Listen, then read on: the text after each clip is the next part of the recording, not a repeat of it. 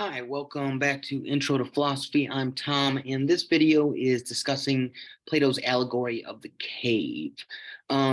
This is a selection from, I believe it's book 7 of Plato's Republic. Now, Plato's Republic is a later work in Plato's career.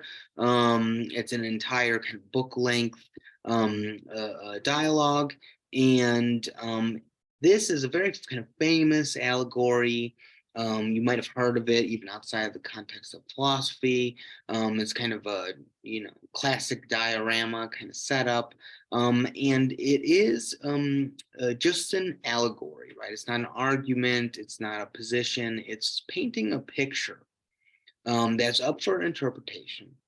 But in general, it's supposed to be a picture that gives us some insight into how Plato thinks about either the journey of gaining philosophical knowledge, gaining wisdom, education, enlightenment, something like this, right? And there are different ways to interpret this. But the general scene is this picture where you have a cave and you have a number of people who are chained down in this cave, and they are facing the back of the cave looking at the wall, and they have these things kind of on their heads that prevent them from looking around, right? They're kind of focused on that wall, and there's a fire in that cave behind them, and there are people that kind of hang out by that fire, and they have these kind of puppets, right? And they're basically doing kind of shadow puppets on the wall. And this is all that those people know, the people who are chained down there. All they know are these shadow puppets. And they naturally take those shadow puppets to be objects, to be things. That is kind of reality for them. That's all they know is this projection in front of them, right? And one day, one of the prisoners in the cave, I believe he gets kind of like grabbed and thrown out of the cave, but one of them kind of gets out, right? And when they get out of the cave, um, they're blinded by the light, right? The sun, it's way too much. They've been in a cave for so long. They've only known the light of the fire, and indirectly at that. And so slowly their eyes start to adjust and they look into some water and see the reflection of things. And eventually they come to kind of witness that there are what you might call real objects, right? Trees and horses and mountains and rocks and stuff like this, and all the stuff that have been represented by those puppets, those shadow puppets, is there, right? And then what happens is that person tries to go back in the cave and tell everyone about it, and they all think that he's crazy, right? And so there is a natural kind of interpretation here that the cave gives us a kind of false reality, right? And it's something that we're all kind of living in, right? Sometimes people will think of the people who are chained down there as the masses. Sometimes, if you want to kind of give it a political bent, you can say that the fire and the people with the puppets are those people in power who are kind of giving us a kind of narrative about things, limiting our knowledge, this kind of stuff. And the person, when they get out of the cave, outside of the cave is like the genuine truth, right? And you really kind of have to break free from the chains of our maybe social norms or something like this, right? To get through to genuine truth, right? There's a lot to that narrative, and like I said, you can have kind of a political bent, you can have a different kind of version of this, but um, there are two things to kind of say about this. One is that you might think that this is like a very heroic story, that everyone kind of needs to break free from the chains of ignorance in some way and kind of get to the genuine truth, right? Um, And that's kind of a very popular way to think about it. However, I would say, I would add to that, to notice the kind of dangers of having this kind of story, right? And the danger is this. One version of this is to say that everything we think we know, everything, the way the world seems, all our accepted beliefs or something like this, are really false, right? And that you have to go through some kind of journey in order to find the truth, which is hidden, right? It's not there for the people in the cave, right? It's not presented to them. They have to go and find it somewhere else. And that's really kind of a recipe for something like a conspiracy theory, right? Where the real truth is something that is not there, right? You need to kind of go through steps in order to kind of find it, and it's something hidden or something like this, right?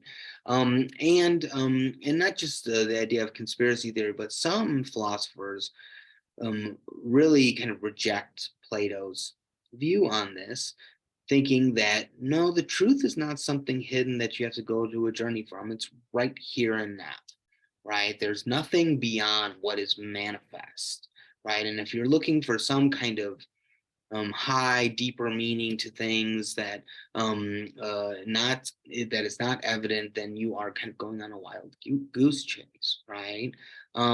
So that's just kind of press on this picture of the allegory of the cave.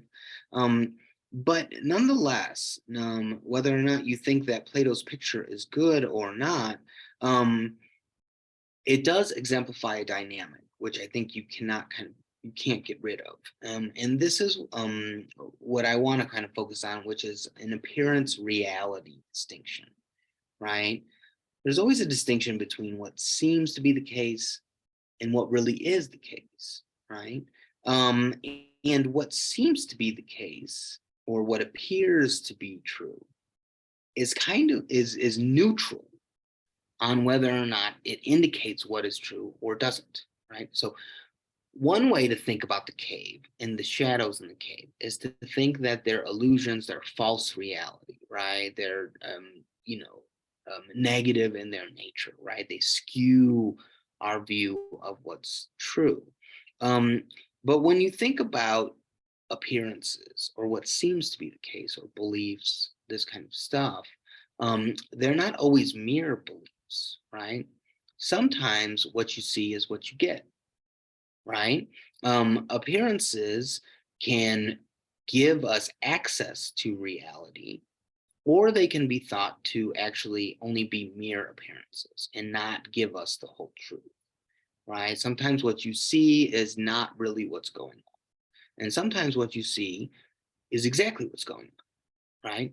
And a big kind of task of philosophy is to sift through the appearances, right? Sift through what we see, what we hear, what we taste, what we touch, right? Our interpretations of reality, and be able to tell ourselves when those interpretations are good interpretations and when they're not, right? And that's something that's not going to be easily verifiable or determined by the appearances themselves, right? Because whatever kind of evidence we have, which would be in the realm of appearances, there's a separate question about why it's evidence, right? Why does it constitute a good reason for thinking that something is true, right? So our first metaphysical debate is on the existence of free will. And we will consider two camps, right? One is what they call metaphysical libertarianism. And that's the view, very simply, that free will does exist, right? The other camp is determinism. Determinism thinks that free will does not exist, right? All actions, all events in the world are predetermined, right? So there's no way for us to kind of change the course of the future, right? Um, Now, when it comes to the appearance reality distinction, um, in both of those camps, both the metaphysical libertarian, the person who believes that free will exists, and the determinism, who believes that free will does not exist, both agree that it appears to us, it seems to us, that we have free will, right? We definitely feel like we're making decisions. I feel like I'm deciding what to say right now. You feel like you made a decision to click on this video and are watching it, right? Um, but the difference is that the determinist is going to say that's just a mere appearance. It's an illusion, right? It seems like we have free will, but we really don't, right? And they're going to give a metaphysical story about why it's not possible for us to have free will. The metaphysical libertarian, on the other hand, is going to say the reason why it seems like we have free will is because we do, right? The metaphysical libertarian, who we'll read is Campbell, right? That OBR representative for that viewpoint. Um, is going to say basically, if it walks like a duck and talks like a duck and seems like a duck, it's because it is a duck, right? And so the appearance of free will is not going to determine that debate, right? It's going to be about connecting those appearances to the underlying reality and showing that either those that the fact that it seems like we have free will is a manifestation of the fact that we do have free will, or if it's a misconstrual, right? If it's just an illusion, if it's some kind of biological, um, um, impact or something like this, right? This is a major theme in philosophical debates, and this should help us kind of tune into the register, the way in which we're going to be looking at these philosophical topics, right? So that's it for today. Thanks for watching, and we will talk soon.